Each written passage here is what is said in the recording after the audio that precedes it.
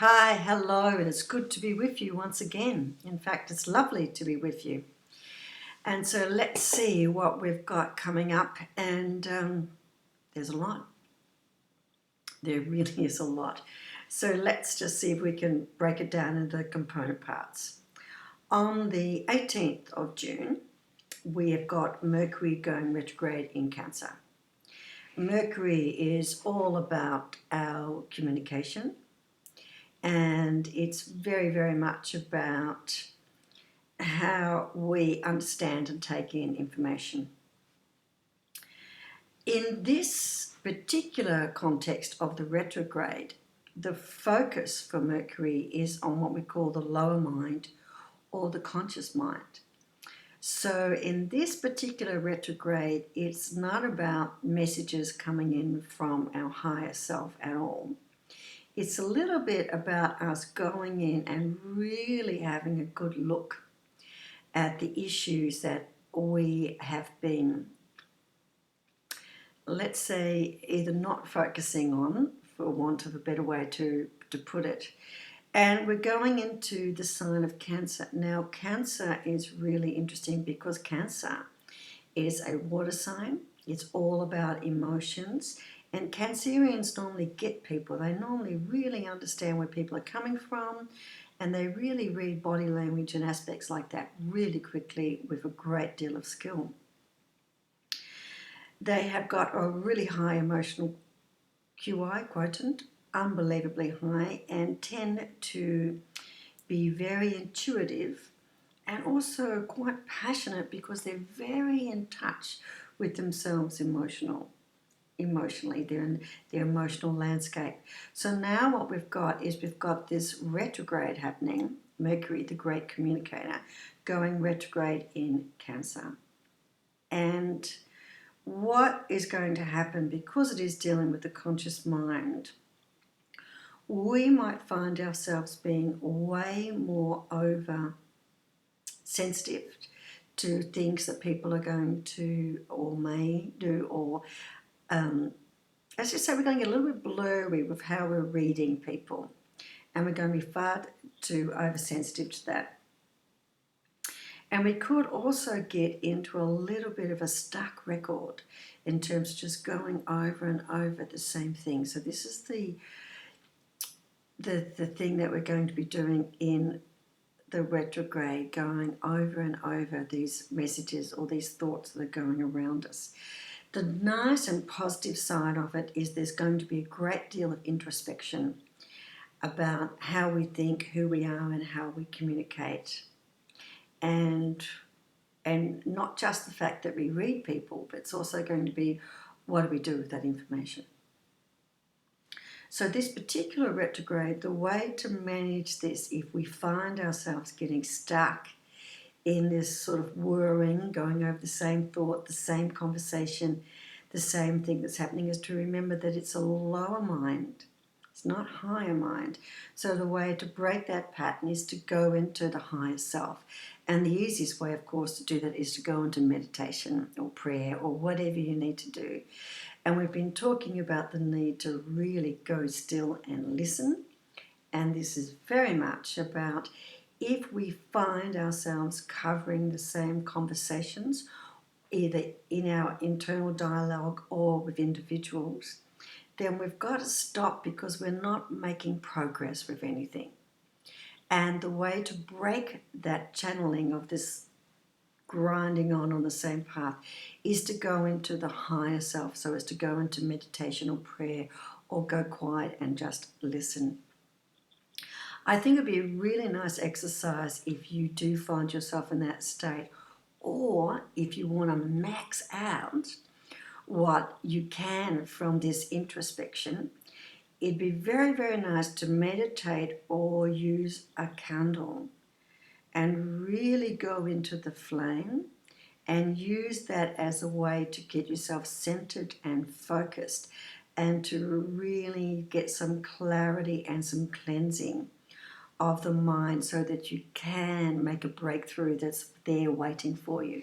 I mean, one of the reasons that you go over and over something is because you're either trying to find the words, or you can't quite calibrate exactly what it is. So you keep looking for it. And this is when you get stuck, either meditate, but it's especially powerful, particularly if you want to make full use of this retrograde, to go in and use a candle.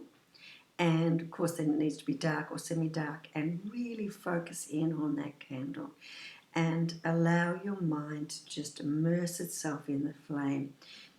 And you'll find it quite cleansing, and this is really what we need to be doing at that time.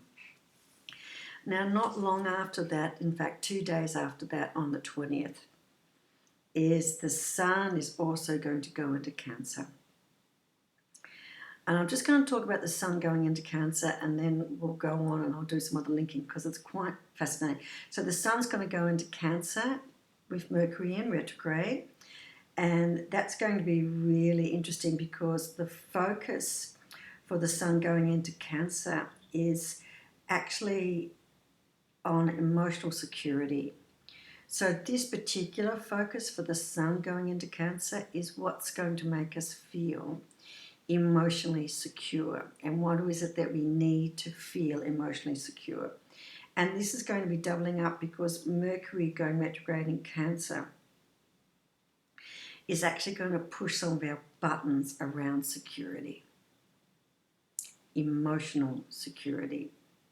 So we've got the, if you think about Maslow's hierarchy of needs, that's number 2. The first level is just, the first level is shelter and food. Second level is feeling physically safe. Third level is emotional security. And this is where we're going to be looking, and Mercury retrograde is going to push buttons about being introspective about what makes us feel emotionally secure. And this particular transit of the Sun in Cancer, with Mercury going retrograde in Cancer, that's what this is triggering with those two. Now, what's interesting about the Sun going into Cancer and Mercury going into Cancer is they are going into the polar opposites of Saturn and Jupiter, already in retrograde. Also Pluto, because although Pluto is in retrograde, so it's going to be polar opposite, even though it's in another sign. They're that close to being together, Saturn, Jupiter and Pluto, that basically it's working as one. Those 3 big planets in retrograde are basically all over each other, so they're talking about a big, huge oneness. And this oneness is all about regeneration and rebirth, or which is transformation. So you can see that this pattern is continuing. So the Sun, which is really looking at what makes us emotionally secure, and Mercury also in retrograde. So there's going to be a little bit of a transformation around what we need to feel emotionally secure, and this is all of this aspect that's going to be going on there. Saturn, of course, is to do with our day-to-day lives and to do with our very physical aspects. Jupiter is all about expansion, so it just makes everything look really, really big, and Pluto is about regeneration and rebirth. So we talked earlier on June the 5th, and if you remember, there was also an eclipse on June the 5th, and that was about the mind catching up with the soul's ambition. And this is following that right through. Now we've got the emotional aspect of you, the heart, if you like, trying to catch up with the soul's ambition. So now we're continuing on that path. We've had the mind, we've had some work going on there. You would have noticed, some of you would have had a really active mind, lots of vivid dreams. That's all part of the mind catching up. Now we are emotionally trying to catch up with the ambition of the soul. And this is where, along the path, that the transformation is going to be happening. And I think this is going to be wonderful. Now, Cancer, which we've already talked about, is highly intuitive, which sits nicely with Gemini, because remember, astrologically, the Sun is sitting in Gemini, which is highly intuitive as well. And it makes sense to follow on from that. However, Cancer is far more emotionally in tuned than Gemini is. Gemini is no slouch when it comes to being the emotional QI, but they're a little bit too focused on yin and yang in themselves, a little bit more than Cancer is. So Cancer is very much about people around us. Gemini is a little bit more about putting ourselves first. They're also very much about caring about people, but they have a very, very, very good sense of self. So this doesn't get overridden, whereas in Cancer sometimes it can get a little bit overridden. So what's really nice about that is to know exactly the area where you're going to have a lot of these focuses coming up. You need to go and have a look at your natal chart, and you need to see where Cancer is in your natal chart. Because don't forget, when you're having an eclipse, and this is a fabulous eclipse because this is an annular eclipse. So what is that? That is when the sun is not totally eclipsed by the moon. And so you have this huge big ring of light around the moon. It's absolutely spectacular. And this is, again, because this is talking about an eclipse and it is talking about a new moon eclipse, we're definitely still carrying forward our karmic sign. So eclipses really kick forward the karmic path. Your karmic path is your soul ambition path. So this is really interesting that this is going to be basically doubling down on looking at that. So it's going to also, with the karmic path, and we're going to be again triggering some different questions, and this also gets back to Saturn and Jupiter. We're going to be triggering questions about abundance. And can you see the lack of abundance is often a major trigger for a negative emotional response. And a lack of abundance really triggers us feeling very fragile emotionally.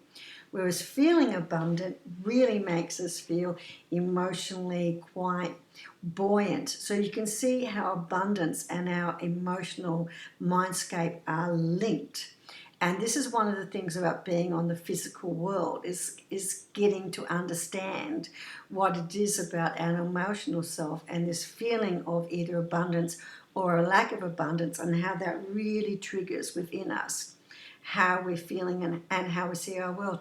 And our emotional landscape really does influence totally how we behave with other people, how we see ourselves, how we approach our lives, and how other people see us. So it's quite important. This is really transformative, even for those of us who are not so emotionally bent, depending, of course, on what your astrological chart is all about. This is still big stuff. You know, don't underestimate how big this is, and particularly coming on a bit of a mind bender with that early eclipse. Now we're focusing up with that emotional response, and this is really interesting. So just remember, when you're having a think about all of this, that the sun is very much about an external landscape and what we present outside.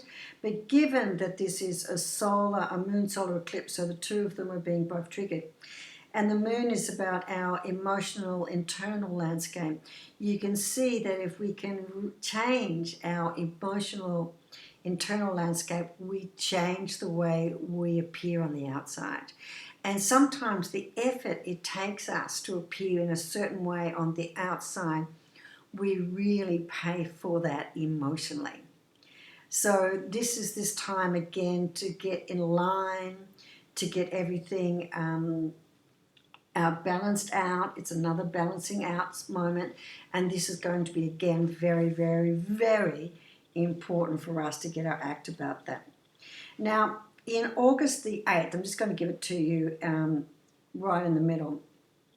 We should be having a little bit of a nice break, and that'll be really good, when the Sun and Mercury will actually be opposite each other but in the sign. So what's going to happen is it's not going to be this heaviness for the entire time that Mercury is in retrograde. We've got about 14 days, 2 weeks, maybe a bit over 2.5 weeks, where we're going to have this really strong period. And then after the 8th of August, it will lighten up a little bit. But do remember that with a retrograde, and particularly with Mercury, The first few days at the beginning and the end is when we get all the churn and when we get most of the turbulence, because that's taking a while for us to adjust to the retrograde. Once things get into the retrograde a little bit more, it tends to be a little bit easier to manage. So that's why it's interesting with the sun moving in while we're still in this transition point with Mercury going retrograde. That's why we're going to get a lot of this turbulence. And then we're going to have, straight after the sun goes into Cancer, we're going to have a new moon solar eclipse also happening in Cancer. So you can see there's a lot going on. Do look up where Cancer is in your natal chart. There's a lot of freebies that you can do this online with. Start thinking about doing that and using that chart to get yourself sorted, because that will give you more insights about where most of the transformation is going to take place, and where you really need to be keeping an eye on those aspects that are really impacting on you to a great extent. And that's, again, really, really important that we go in and do that. So just to recap about that, Mercury is going to go in and bring a great deal of introspection, and it's going to be having a look at where we are feeling emotionally vulnerable, and it's also going to be having a look at our issues around abundance that we are taking in and taking on, and then we are bringing them into our emotional or energetic self, and they're the ones that we really need to get a handle on, because most of our issues with abundance are learnt. They're not inherent within who we are. There's no reason for any of us to feel that we don't have abundance. We are in abundance, but it's just we are taught over time, or we've inherited, and there's sometimes these feelings of not being in abundance.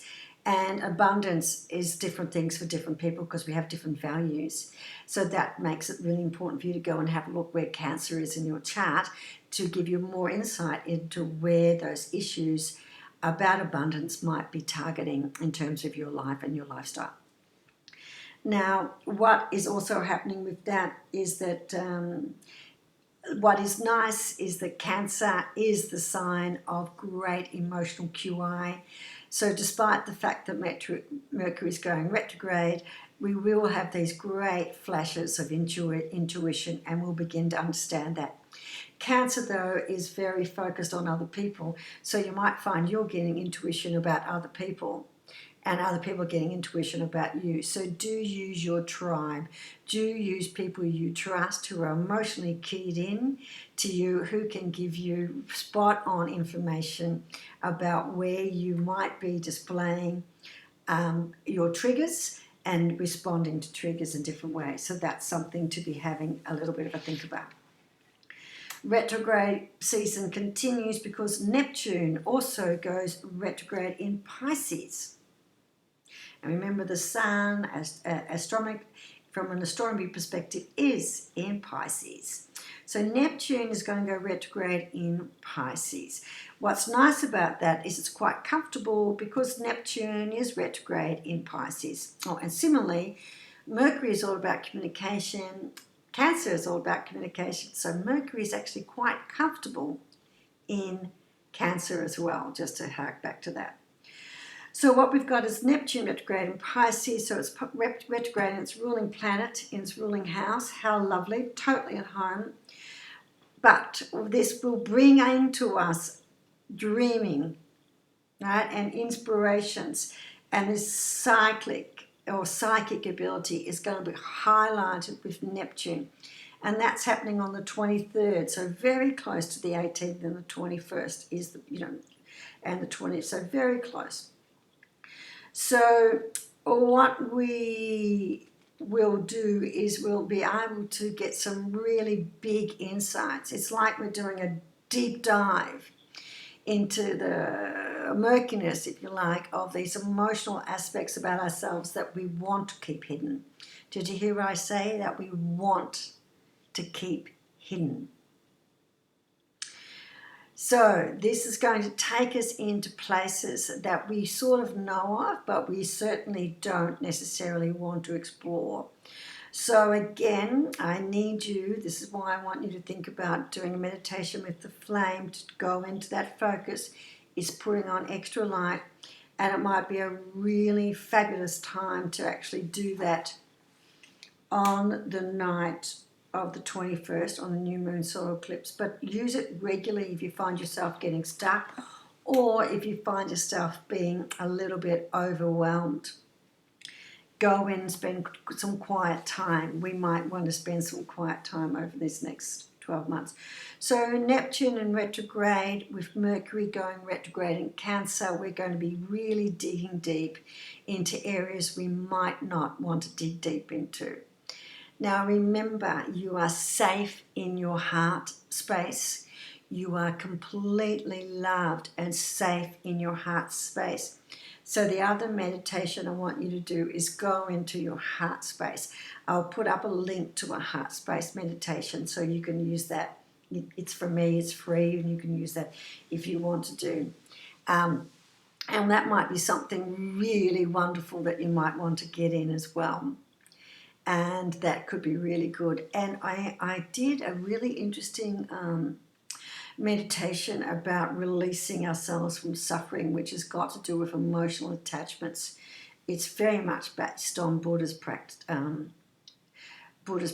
so I might give you that as well, and that would be really good to do with the candle, in the candlelight.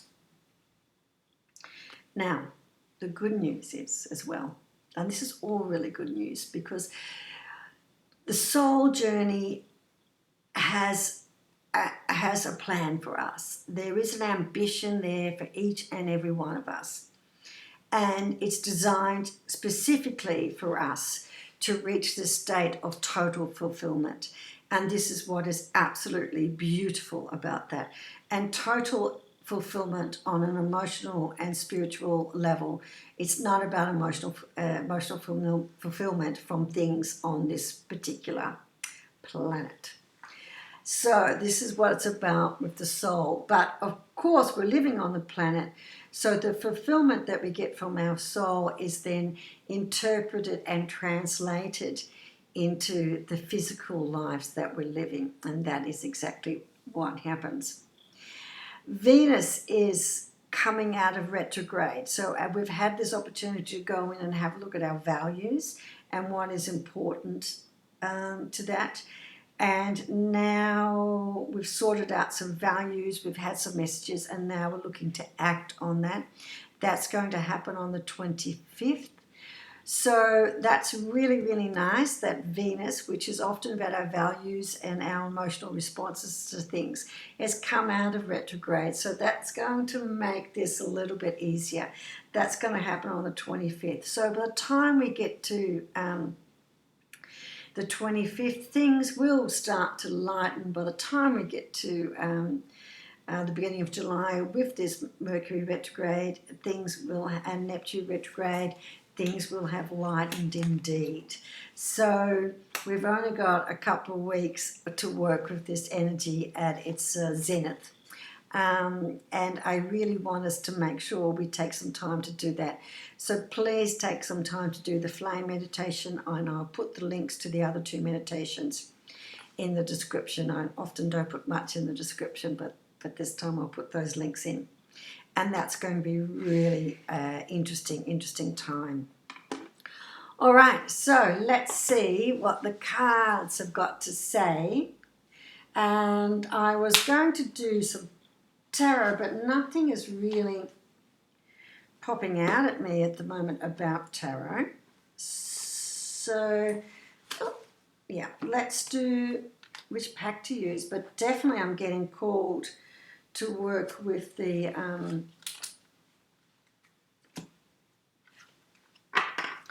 oracle cards, the light oracle cards. So let's just see, isn't that beautiful? Let's just see what the cards have got for us.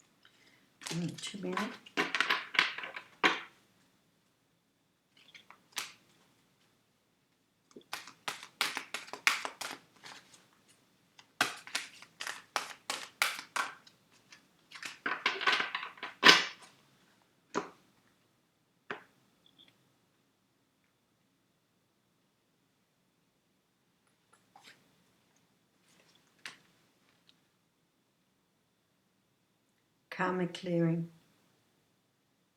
Look at that.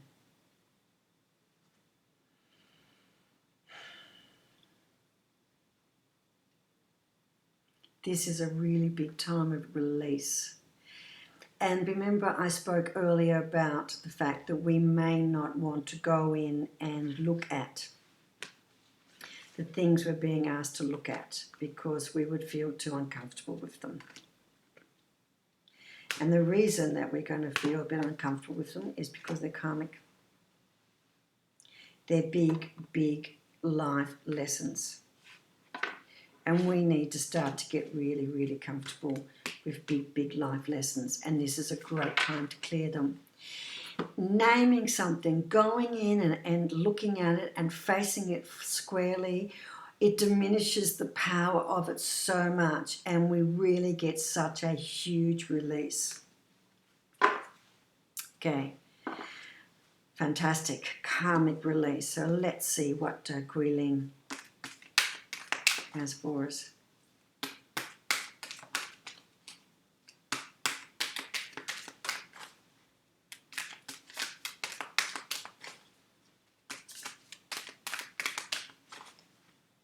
Okay. We're doing a lot of cutting today.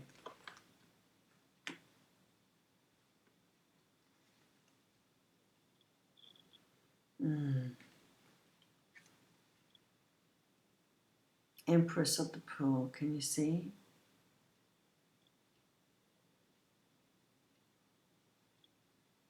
Reflection, going within.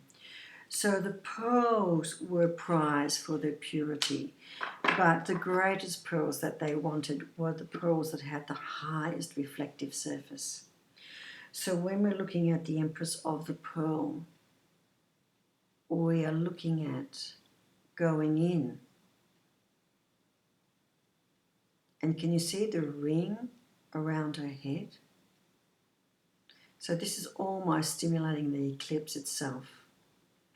And this is the Empress of the Pearl that's asking you to go in and reflect. Look how contemplative she is. Go with the introspection. Go and look at yourself. Go and look at what's been reflected back at you. Go and see what that's got to offer you. Okay. I think we're going to do all of the cards, the oracle cards. So now I've got Ken Dowling out.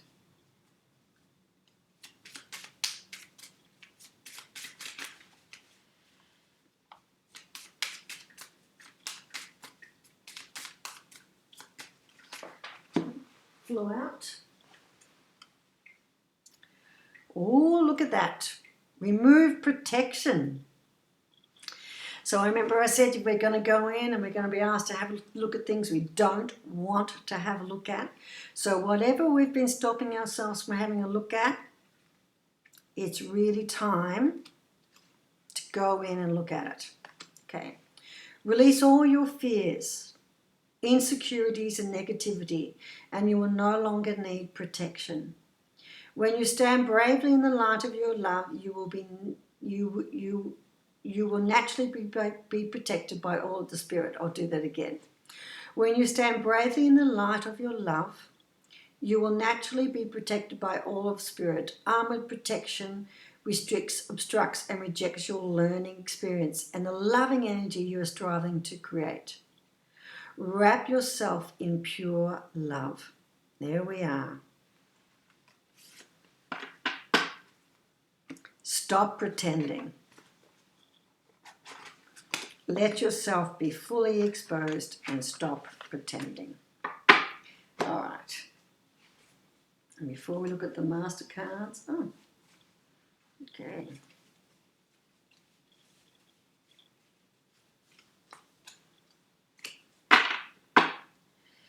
Okay.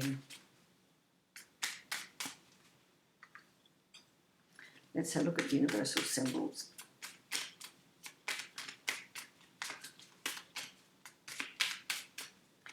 Know that you are loved.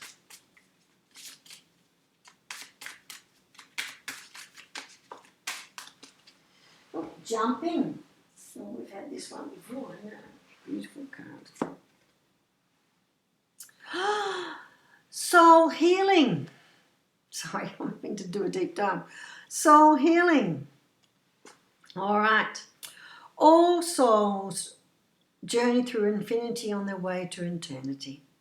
It is time to heal, release, and clear all past wrongs, hurts, fears, and phobias to come back to love, light, and truth of who you really are. All fear is illusionary. Be loving, strong, and courageous to release the true power of you. Oh, definitely having a theme, right?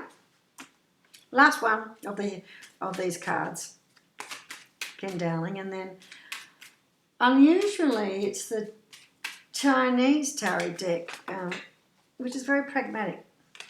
Okay, now this is really interesting what's come up. This is the sacral chakra, and this is a little bit unusual for this to come up,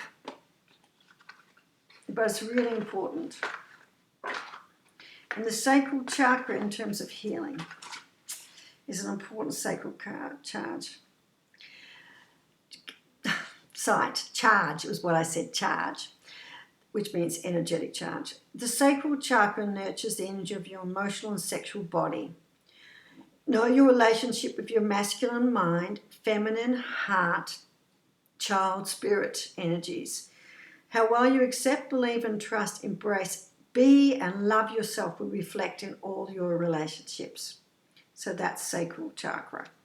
So it's really asking us to be true to ourselves. We've had soul healing, remove protection, Empress of Pearl, which means we go in and reflect on how we are showing ourselves to people, the luster, which is sometimes can be faked, and karmic clearing. And let's see what we're going to get from Chinese tarot. I'm just going to pull 3 cards. That's what they've asked me to do. So, okay, High Priestess, intuitive knowing. 3 of Swords, heartbreak, or conflict, internal conflict of the mind. In this instance, it's internal conflict of the mind.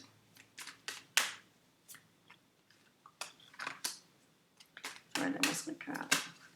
And they spill. And they get to the 8 of Staves and the 5 of Cups. Okay. We know the 5 of Cups well. 1 in the hand, 1 upright. 3 of Staves, conflict of the internal mind.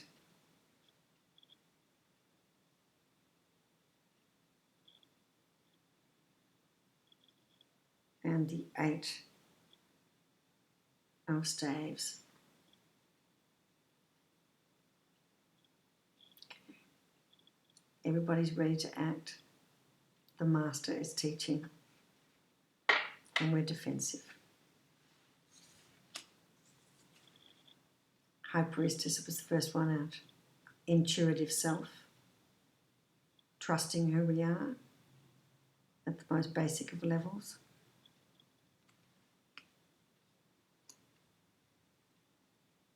Okay, so it's not going to be easy. We're going to feel like we're being really highly exposed. There's going to be some feeling of loss, so emotional, and we're going to want to fight it.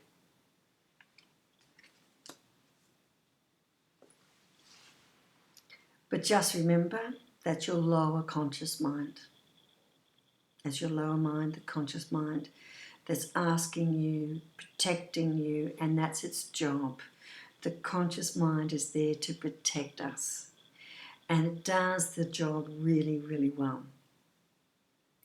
And what we need to do is go a little bit beyond within from the conscious mind, hence the talking of the flame, and allow ourselves to trust the universal truth, to trust that we are safe, and let those things that we've been too afraid to look at, those emotional aspects of us that we really don't want to touch, that we don't want to know, and trust them completely and go right into them and release them. It's time for karmic healing. It's time for reflection and really going in and having a think about who we are. And can you see that this is the actual full moon being reflected there, the annular effect? It's time for soul healing. It's time to release all those things that we've been pretending. That's soul healing. All those things that we've been pretending with the sacral chakra. And it's time, most importantly, to remove protection. And this is what we are afraid of. This is what we are afraid of. This is why we don't want to release ourselves.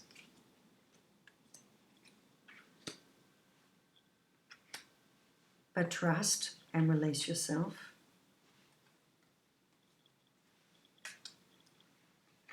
And see where you go.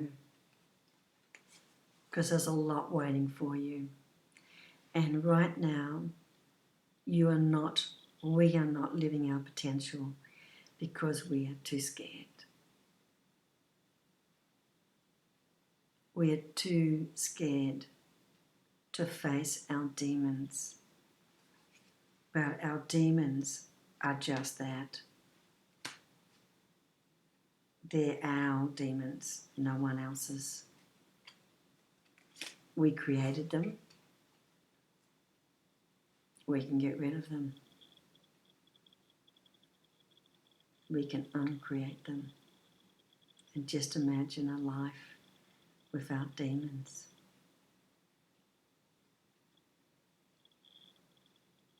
Imagine a life when you walk within the love of yourself and the love of the universe. It's a beautiful thing. All right.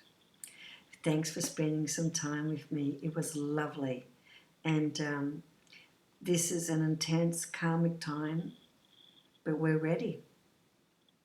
This is what the work's been about. We are ready for this journey. If you feel like you're not ready, you know where I am. You can always get in contact with me and I'll be happy to help. Take care. Love you. Bye-bye.